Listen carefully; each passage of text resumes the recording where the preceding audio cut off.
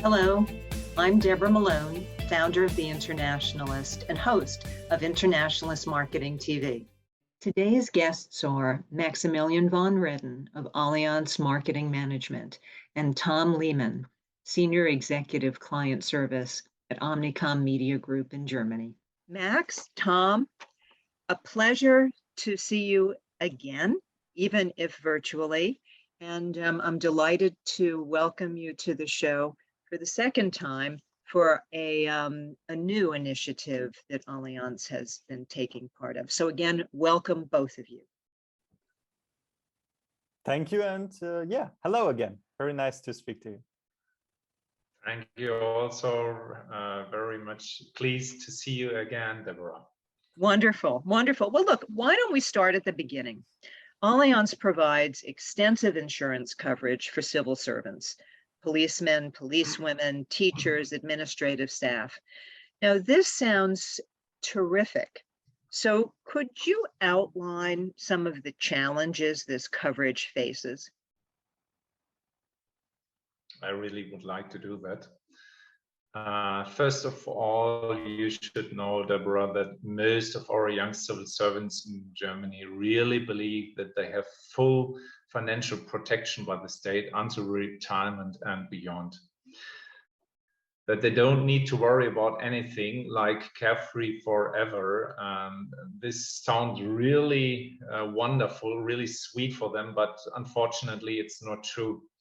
Because even in Germany, state protection is insufficient and covers not everything. So that's why we as Allianz had an idea to develop exclusive insurance coverage for health, liability, and disability, and for civil servants very exclusively. But the challenge for us as a company, first of all, was that it's not only one product and not one operational unit. There are three of them. And first of all, we had to deal with them internally. And on the other hand, we had just one target group. And so just one campaign to deal with it. And that's where we needed Tom to help us. Well, that sounds like quite a marketing challenge. So, Tom, would you like to elaborate on that a little bit more?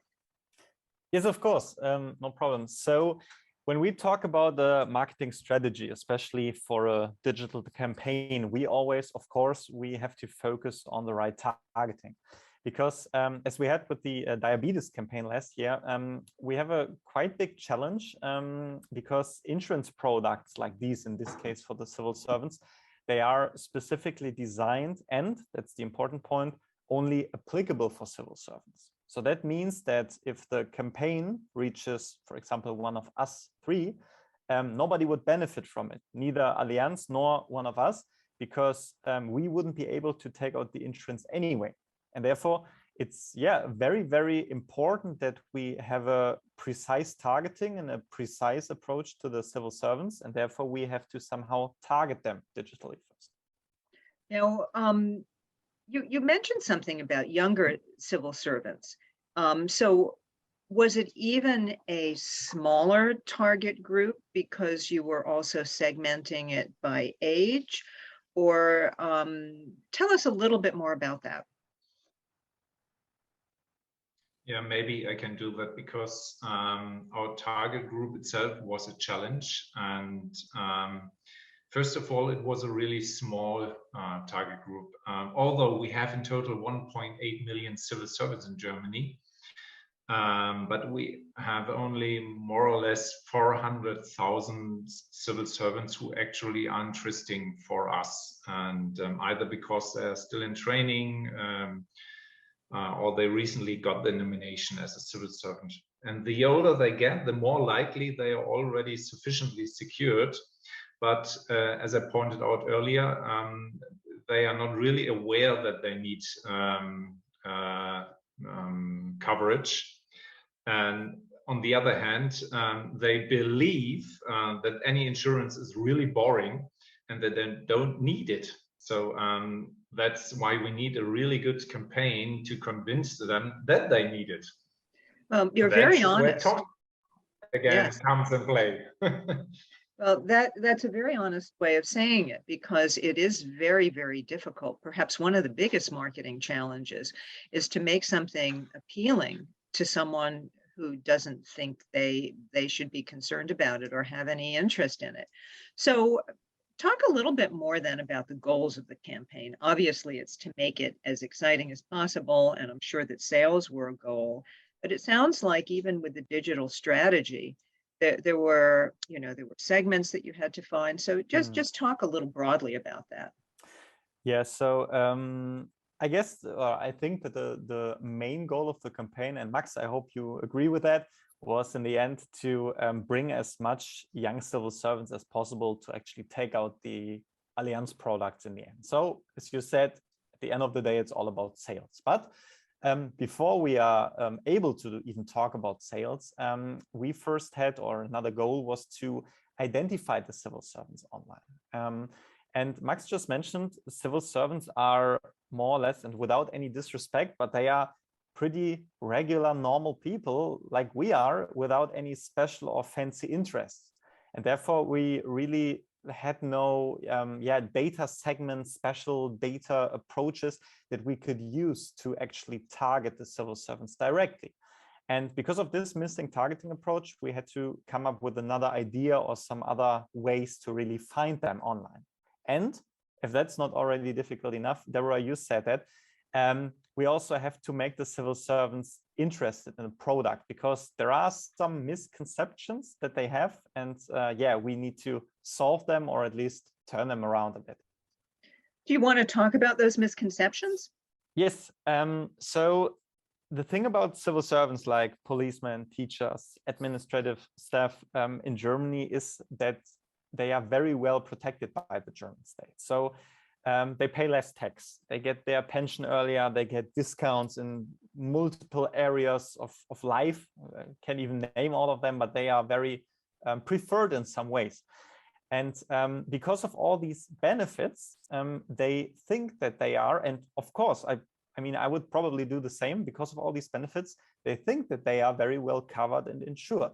But the problem is that nearly none of them is aware that even though the state protects them, that in case of emergency, this state protection is actually not enough. And this is the misconceptions we are facing. So they aren't protected or insured enough, but they think they are. And therefore, they are not really interested in any additional or any new kind of insurance. And this is the thing that you just said, Deborah, because this is a really, really big problem, even outside of the insurance world.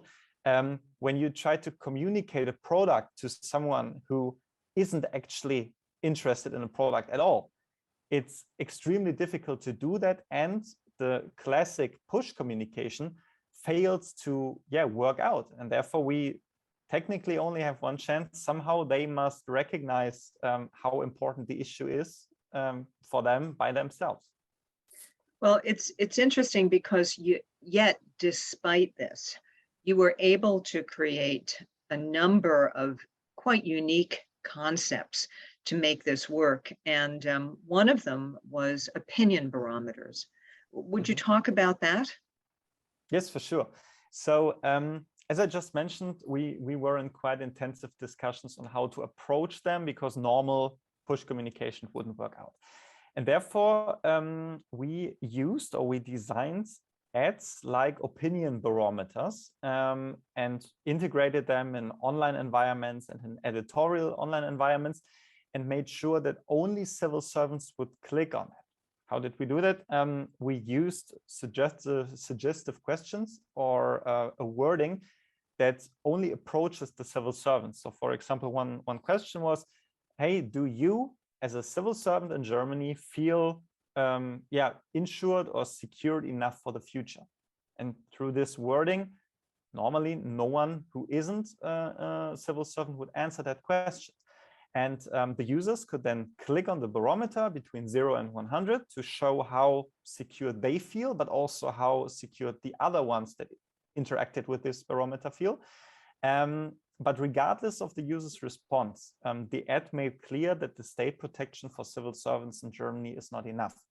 And through this mechanic and through these barometers, we not only identified the civil servants as such, because otherwise they wouldn't have answered the question, but we also confronted themselves, or they also confronted themselves with the fact that their state protection might be not the ultimate solution for their life. So would you say you were targeting them both rationally and emotionally? Or would you elaborate on that a little? Max, do you want to start? Maybe I can. Yeah, because it was not only rationally, of course, it was also emotionally. They are also men like us, and they have feelings. So we got the idea that we also have to get to them through emotions. And it was a really easy one in the end, because, for example, for the teachers, we developed the claim like, without you, a classroom is just a room. Often mocked as sluggish, we easily transported the feeling how important teachers are for our society, or for our administrative servants. Without you, service is no service to our society. So if civil servants are missing, everybody has a problem. We all have. The streets are not built, the schools are not running, and so on and so on. So civil servants are one of the pillars of our society, and this claim was a perfect hook for our campaign. And it's not, we honored them very easily, and so they got emotionally hooked, and yeah, and the rational feelings come afterwards. That's wonderful. Maybe in addition to that, or how we use that emotional approach, we used one of my most favorite words in media and marketing, which is retargeting. So we can always make use of that. So we targeted the users that interacted with the barometers that I spoke about before. So the civil servants that are interested, or at least kind of curious about this whole secure and protection thing. And then, as Max just said, we approached them with this emotional message. So we made sure that this message is only delivered to those civil servants who are kind of interested in that topic. And yeah, so as Max said, we really showed them how important they are to the society and catch them on an emotional level.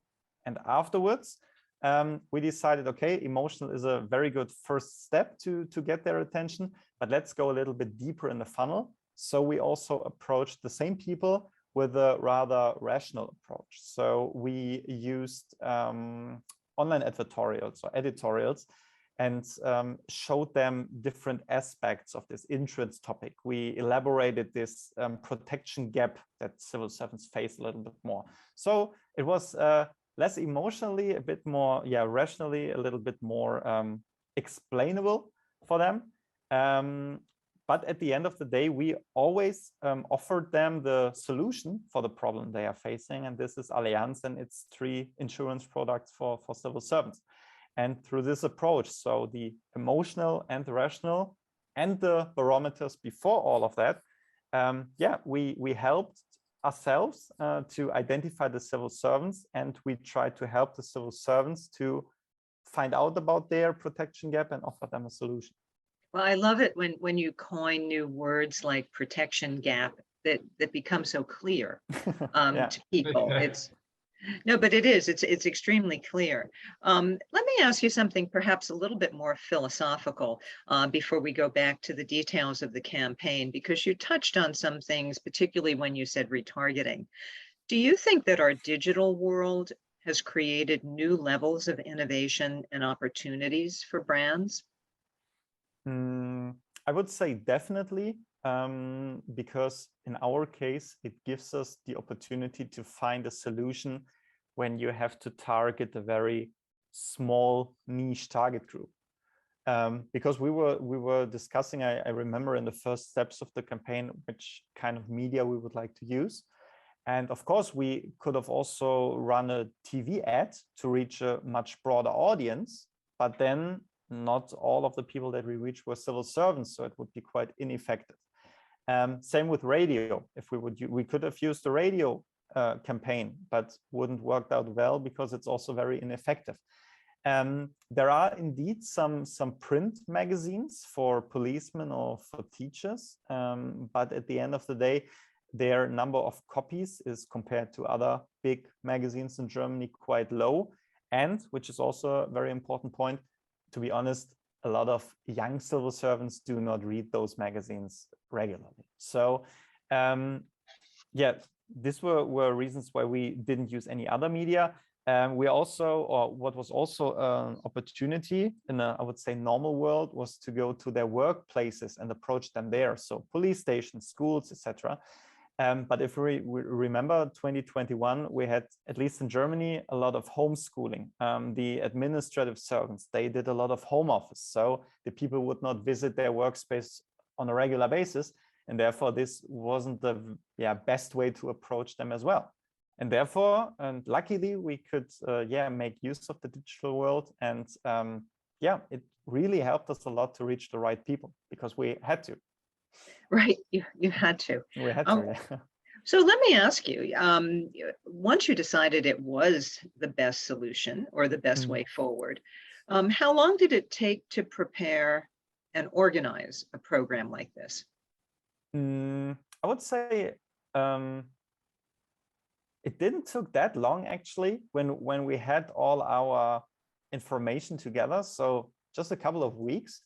But I guess for us was the most time spending, I'm not sure if this is a proper English wording, but where we spent the most time on was to find out the insight about how civil servants perceive additional insurance as unnecessary, as boring, and why they block these kind of advertising so much.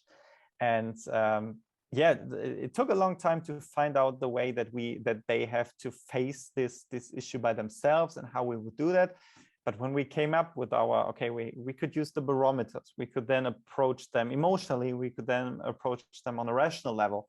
And when we had all that idea together, the setup itself was quite easy and quite fast, but to come to that point, I would say that was the most time we spent on.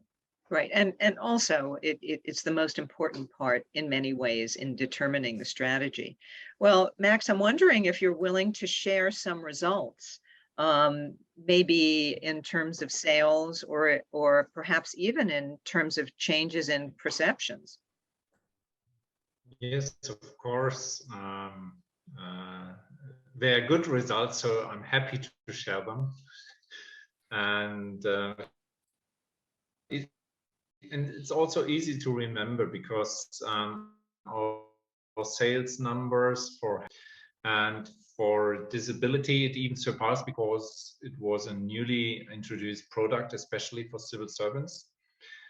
And so it surpassed our business plan already in the first year since launching it. Now, it's easy to say that the campaign was responsible for that, and that now I think, I guess, half of the civil servants remember Allianz as their insurancer or as first asset. But I have to admit that our salesperson also did a very amazing job in Germany. So nevertheless, the campaign was successful, but the salespeople were also. So we all did a good job.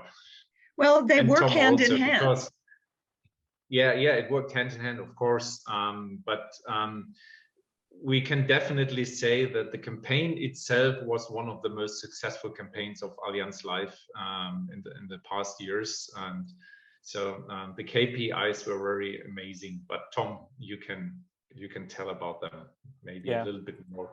Yeah, before speaking about the media KPIs, in addition to that, it was also a very, very good news for us when Max shared the results the first time with us, because we weren't nervous that the campaign wouldn't work out. We were just very curious because we have never approached civil servants or a niche target group like that in such a way before. So it was also kind of a first mover for us, and we were always wondering, we hope that it works out. We thought, of course, that it would work out, of course, but at the end of the day, yeah, we were quite happy when Max then told us that the results so far, I guess Max, when the campaign was half done, so by middle of the year, when you told us that the results are good so far, so we were very happy with that. And the good results were also shown in our media KPIs when we reported the campaign. So I did some notes here, so I don't tell you anything wrong. So with the barometers, we were able to gain around 200,000 engagements. And if you say that the barometers only approached the civil servants that we tried to reach with that, this is around 1/3 of all the civil servants we actually wanted to reach. So 1/3 of the civil servants that were in our target group were reached through that barometers. And this is the important thing, they interacted with it. So they showed maybe I have an interest in that topic. And when we went on in the funnel, our emotional approach that Max spoke about led to 3 times higher click rates than Allianz campaigns that we compared this campaign with. And the rational approach, so 1 step further in the funnel, also achieved a dwell time that was almost twice as high as for comparable Allianz campaigns. And we generated twice as much website traffic as we did with other Allianz campaigns before. So of course, as I said, the main goal was sales. So we were very happy that this was achieved. But when just looking at the media KPIs, we were also very, very happy with what the results were. It's absolutely extraordinary, given that this was a very specific segment that wasn't particularly interested to begin with. I mean, this is quite remarkable, and it must mean that whoever the copywriter was in producing that emotion, and then going on to producing the rational copy, needs to be very well rewarded. Let's say that. Well, look, this, as you mentioned before, and I think it's worth emphasizing again, this was one of Allianz's most successful campaigns. All right, so what's next? Good question. I don't know. Yeah, the only thing we can say is we are targeting or looking closely to the young people right now. But which campaign or which product will be launched in the next, away from the big brand campaigns, of course, they are coming every year. But the small product campaigns like this one, there's nothing set up right now. So let's see. I have no doubt that the two of you, given that you've had 2 years in a row of extraordinary campaigns that were very specific in target and very meaningful, in that one was to reach the diabetic community, this is to help young civil servants. And I have no doubt that we will be listening and watching for what your third idea will be, so we can continue the series. Anyway, thank you. Thank you so much for sharing this, and congratulations again on an absolutely terrific breakthrough program. Thank you very much. You're welcome. The Internationalist focuses on the continual reinvention of marketing by highlighting inspirational marketers around the world and their ideas as they move the industry forward. Internationalist Marketing TV shares these perspectives through interviews and personal stories.